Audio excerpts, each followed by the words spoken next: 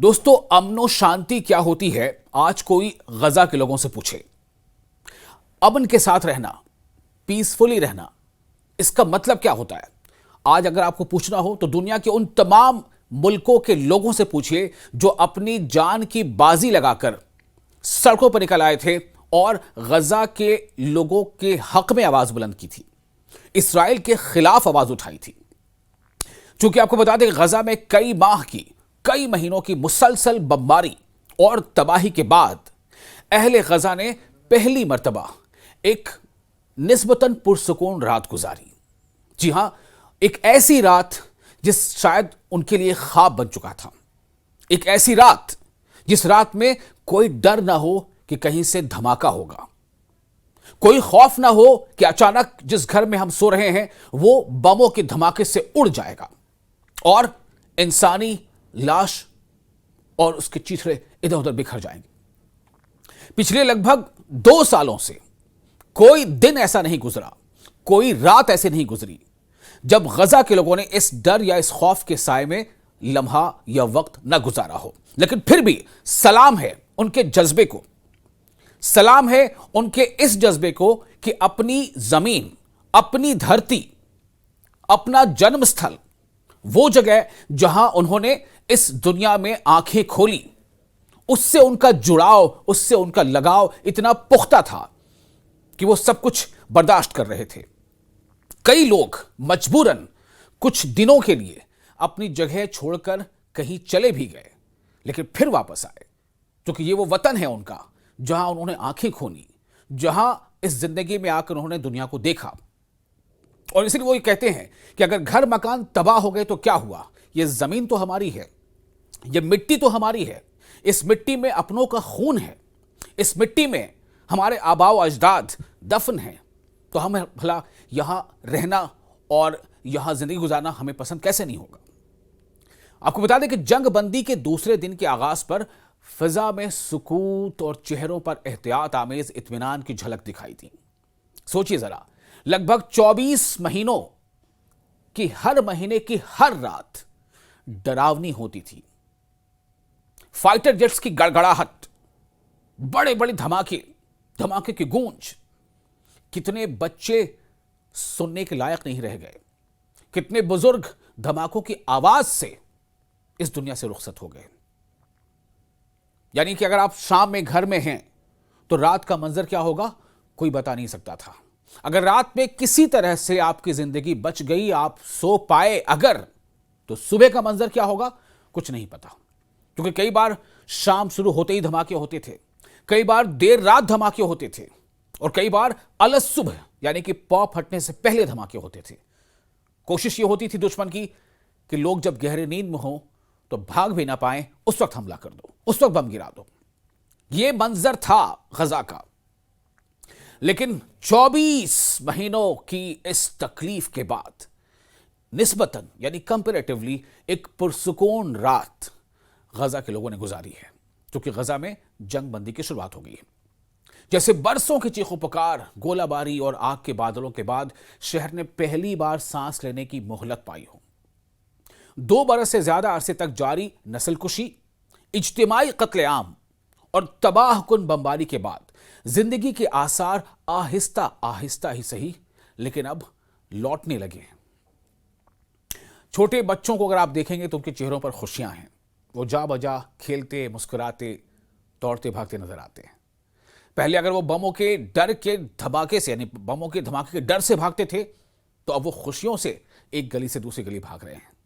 हालांकि उनके लिए कोई मैदान शायद ही बचा हो, या तो ये पूरा का पूरा मैदान बन गया, क्योंकि जो इमारतें थी वो तो ढह गई, उसे गिरा दिया गया, उसे बम मार मार के बिल्कुल खंडर बना दिया गया। लेकिन वही उनके लिए घर है, वही उनके लिए आंगन है, वही उनके लिए मैदान है, वही उनके लिए प्ले फील्ड है।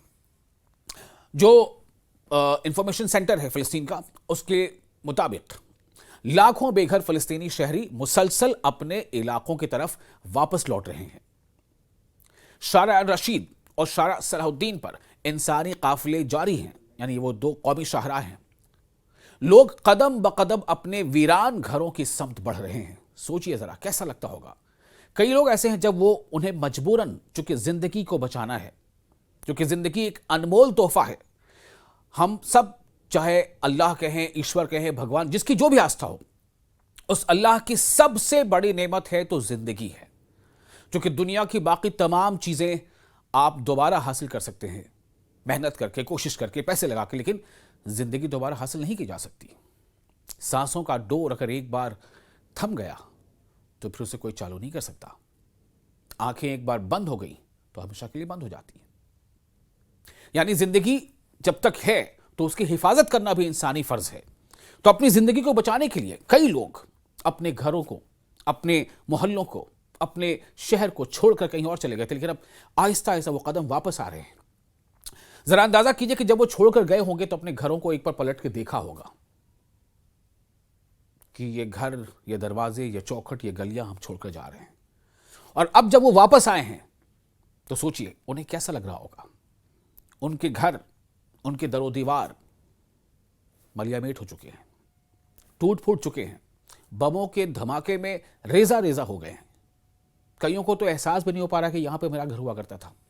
लेकिन वतन से मोहब्बत, जहां जन्म लिया, जहां आंखें खोली, उस जगह से मोहब्बत, जहां अपने बुजुर्गों को दफनाया है, उस जगह से मोहब्बत उन्हें वापस ले आई है।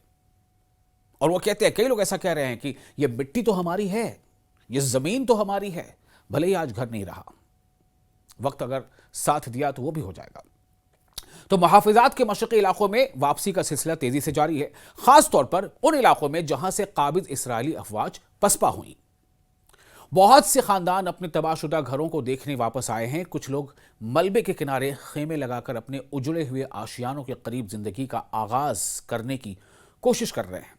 तो कुछ को यह उम्मीद है कि शायद इसी मलबे के नीचे उनका कोई रिश्तेदार दम तोड़ चुका है। शायद ये कि उसकी जिंदगी ना बची हो, लेकिन शायद डेड बॉडी ही मिल जाए, ये भी उम्मीद है। गजा की सड़कों पर मनाजर दर्द और अज़्म का इम्तिजाज पेश करते हैं। यानी एक तरफ दर्द अपने से बिछड़ने का, अपनों को खोने का, माल तो छोड़ दीजिए, जानों को खोने का, अपने रिश्तेदारों को खोने का, और माली नुकसान तो बहुत हुआ ही हुआ। लेकिन वहीं दूसरी तरफ जिंदगी के पैरों पर खड़े होने का, जिंदगी को जीने का, ऊपर वाले ने जो अनमोल तोहफा दिया है उसकी हिफाजत करने का और उसको आगे बढ़ाने का एक जज्बा भी लोगों की जज्बात में शामिल है। मर्द मलबा हटा रहे हैं, औरतें गिरी हुई दीवारों के सामने सफाई कर रही हैं, और बच्चे अपने खिलौनों की तलाश में ईंटों के ढेर खंगाल रहे हैं कि शायद ये कि उनका कोई खिलौना मिल जाए। ताहम तबाही का फैलाव अब भी लोगों की नक्ल हरकत और बुनियादी सहूलियात की बहाली में सबसे बड़ी रुकावट है।